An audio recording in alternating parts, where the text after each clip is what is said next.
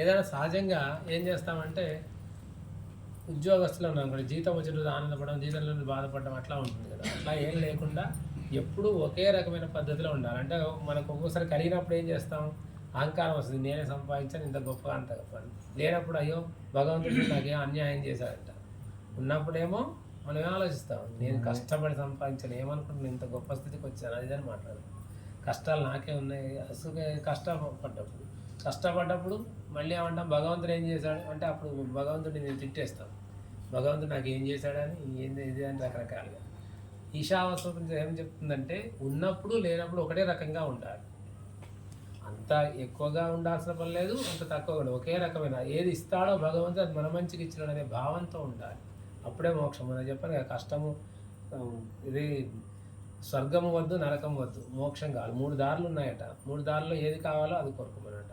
కానీ ఇదంతా మనకు రావాలి అంటే ముందు విషయాన్ని తెలుసుకోగలిగి ఉండాలి. మనం ఒక్కోసారి విషయాన్ని తెలుసుకోకుండానే రకరకాలుగా అనేస్తుంటాం. విషయం తెలుసుకుంటే అది అర్థమైతే మనకు ఉంటుంది. ఒక శిష్యుడు వెళ్ళి అడిగాడట గురువుగారు నాకు మొత్తం ఈ పుస్తకం మొత్తం పాఠం నేర్పండి అంటే, నేను నా చదువు అయిపోవాలి అన్నాడు. నీ చదువు అయిపోవాలంటే నీకు ఒకటే చెప్తారా, పాత పాఠము నీకు ఎంత అర్థమైందో కొత్త పాఠం కూడా అంత ఈజీగా అర్థమైనప్పుడు మాత్రమే నీకు అన్ని ఈ పాఠం అయిపోయినట్టు, ఈ పుస్తకం నువ్వు మొత్తం చదివేసినట్టే అన్నాడు. అర్థమైందా మీకు? పాత పాఠం మొత్తం నేర్చుకోవాలి. ఎట్లా చెప్తే నీకు అర్థమవుతుందో, ఎంత ఈజీగా నీకు వచ్చేస్తుందో, కొత్త పాఠం కూడా నీకు ఆ విధంగా వచ్చినప్పుడు మాత్రం నీకు ఈ పుస్తకం మొత్తం నీకు చదువు అయిపోయినట్టే అన్నమాట. అందుకని పాత పాఠాన్ని ఎట్లా చదువుకున్నావు, కొత్త పాఠాన్ని కూడా అదే స్థితిలో చదువుకోమని చెప్పేసి, అదే స్థితిలో ఉంచుకోమని వెళ్ళాడు. అప్పుడే నువ్వు ఈ పుస్తకాన్ని మూసేసాయి, ఈ పుస్తకం అయిపోయిందని పక్కన పెట్టి, అప్పటి వరకు ఆ పాత పాఠం ఎంత అర్థమైందో కొత్త పాఠం కూడా అర్థమయ్యేంత వరకు నువ్వు దాన్ని చదువుతూనే ఉండాలి అన్నాడు. సరే అనుకున్నాడు. తెల్లారి శిష్యుడు వచ్చి ఆ పుస్తకాన్ని మూసేసి పక్కన పెట్టాడు. ఏంటో నీకు కొత్త పాఠం అర్థమైందా, అప్పుడే పుస్తకం మూసి పక్కన పెట్టామని అడిగాడు. లేదు గురుగారు, కొత్త పాఠం అర్థం కావట్లేదు, పాత పాఠం మర్చిపోయినాం, ఇంకేముంటుంది. మనం పాతగా చెప్పినవన్నీ మనం ఏం చేస్తామంటే సహజంగా అక్కడ ఉన్నాయని మర్చిపోతాం. ఇంతకుముందు జరిగిన విషయాలు మర్చిపోయి ఇప్పుడు జరిగే విషయాన్ని, ఇంతకుముందు మనకు మంచిగా లేదా అంటే మంచిగా ఉంది, మరి ఇప్పుడు కష్టం రాగానే కష్టం వచ్చింది, మరి ఇప్పుడు సుఖపడ్డప్పుడు ఇంతకుముందు కష్టాలను మర్చిపోదు. మనిషి యొక్క తత్వం, నేను ఇంత కష్టపడి పైకి వచ్చాను తెలుసా అంటారు. అదే కష్టపడ్డప్పుడు భగవంతుడు చూసా, నేను ఎన్ని చేశాను దేవుడికి, కష్టపడ్డాను. రెండిట్లలో సమభావంగా ఉండేటటువంటిది ఈశావాస్యం. అంటే ఒకే రకంగా ఉండు. ఎప్పుడు మనకి ఏది కావాలో అది భగవంతుడు ఇస్తుంటాడనే ఒక ఆలోచన. నువ్వు మంచిలో చెడులో రెండిట్లలో సమంగా ఉంటూ భగవంతుడు నాకు ఇచ్చిన సంతృప్తి పడాలి. అంతేగాని ఇంకా నాకు ఇవ్వలేదు, దానికి నేను అది కోరుకున్నాను కదా, అది రాలేదు, ఇది కోరుకున్నాను కదా, ఎందుకంటే మనిషికి కష్టం ఎప్పుడు వస్తే, నిజంగా చెప్పాలంటే మనిషికి కష్టం ఎప్పుడు వస్తుంది చెప్పండి?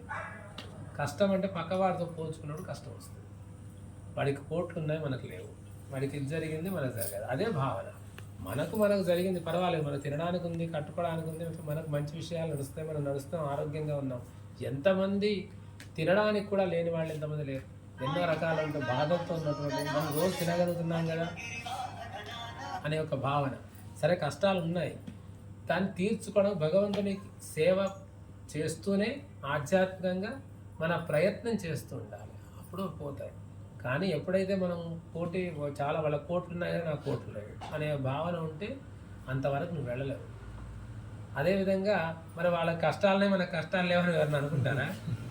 ఎవరైనా అనుకుంటారా? అనుకోరు కదా.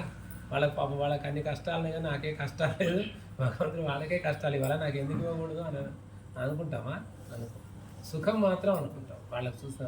కానీ దాని వెనక ఎంత శ్రమ ఉందనేది తెలుసుకో. అవతల వాళ్ళకి మనం చూడడానికి కొంతమంది మంచిగా కనబడతారు, చాలా బాగున్నారు వీళ్ళు అనుకుంటారు. కానీ లోపల వాళ్ళు పడే బాధ ఎవరికి అర్థం కాదు, వాళ్ళకు మాత్రమే తెలుసు. లోపల చాలా బాధలు ఉంటాయి, కానీ బయటికి సమాజం కోసమని బయట మంచిగా ఉండేవాళ్ళు. వాళ్ళని చూస్తామని అనుకుంటామంటే వీళ్ళకి ఏ బాధ లేదు, వాళ్ళలాగా ఉండమని చెప్పేదండి. భగవంతుడు నిజంగా వాళ్ళలాగా ఇస్తే ఏం చేస్తాం? మళ్ళీ నరకమే. వాళ్ళ లోపల నరకాలే ఉన్నాయి కదా, బయట కనబడుతుంది. అట్లా ఉండకుండా మనకు ఏది క్షేమమో అది అడగాలి, మనకి ఏది అవసరమో అది అడగాలి. అంటే మనకి ఇది అవసరము, ఈ క్షేమం స్వామి నాకు ఇది కావాలి, అది అడగాలి. క్షేమం కోరేది కావాలి, కానీ అది క్షేమం లేనిది పక్కన వాళ్ళకుంది కదా మనకు ఉండాలి, లేకుంటే నేను అన్ని కోట్లు సంపాదించాలి, ఇన్ని కోట్లు అవన్నీ అవసరం లేదు. మనకి ఏదైతే క్షేమం కావాలో, కోటీశ్వరుడు అన్నం తినగలడా? ఖచ్చితంగా తినలేదు. అట్లాగే మామూలు వ్యక్తి ఆనందంగా జీవిస్తాడు. మీరు వెళ్ళండి చూస్తే వాళ్ళు ఎంత ఆనందంగా నలుగురు కలిసి కూర్చొని తింటూ పని వాళ్ళు చక్కగా కూర్చొని ఆనందంగా అనుభవిస్తారు. ఆ గంట సేపు వాళ్ళు చాలా ఆనందపడతారు, చక్కగా తింటారు. మనం తినాలంటే టైం, ఆ టయానికి ఒక్కళ్ళ మీద తింటాం, చక్కగా తినేది ఉరకడమే. మళ్ళీ కడుపులో తృప్తిగా ఆనందం లేని జీవితం అది. అది ఆనందమా? ఇప్పుడు ఎవరిది ఆనందం, ఎవరిది సుఖం? అది అట్లా మనం అట్లా కోరుకుంటాం, అమ్మో కష్టం అది అనుకుంటాం. మనకి ఏది సుఖము, ఏది ఆనందము? సుఖము అనేది అంటే సుఖం అనేది కొద్దిసేపే ఉంటుంది, కష్టము అనేది కూడా కొద్దిసేపే ఉంటుంది. కాబట్టి ఆనందం కూడా ఉంటుంది. మనకు కావాల్సింది బ్రహ్మానందం కావాలి. ఆనందం వేరు, బ్రహ్మానందం. ఆనందం అంటే ఏంటి?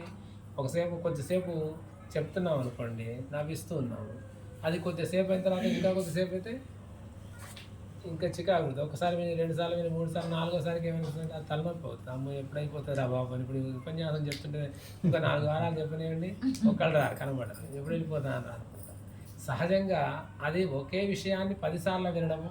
లేకపోతే సుఖం అంటే ఏమిటంటే ఒక ఇష్టమైన వాళ్ళతోని నదీ తీరంలో ఇసుక బాగా ఉంది, మంచి ఇష్టమైన వాళ్ళతోని కాళ్ళు కాలుతుండగా నడుచుకుంటూ వెళ్తామా వెళ్ళామా? అప్పుడు ఆనందమే, ఎందుకంటే మనకి ఇష్టమైన వాళ్ళు పక్కన ఉన్నారుగా. కాబట్టి అదే మరి ఇష్టం లేని వాడు అసలే చాలా బోరు, చికాకు ఉంది వాళ్ళతో, మాకు అసలు ఇష్టం లేదు, పరమ శత్రువు, కానీ చక్కటి ఏసీ రూమ్లో కూర్చునబెట్టారు ఇద్దరిని. ఒక 2 నిమిషాలు కూర్చుంటాం, 3వ నిమిషం నరకం కనబడుతుంటుంది. అవతల వాళ్ళ శత్రుత్వం, మనం కూర్చోలేము, ఇబ్బంది పడుతుంటాం, అటు ఇటు తిరుగుతాం. ఇందులో ఏది సుఖమైంది? కాళ్ళు కాడడం సుఖమా, ఏసీ సుఖమా? కాళ్ళు కాడడం సుఖమా?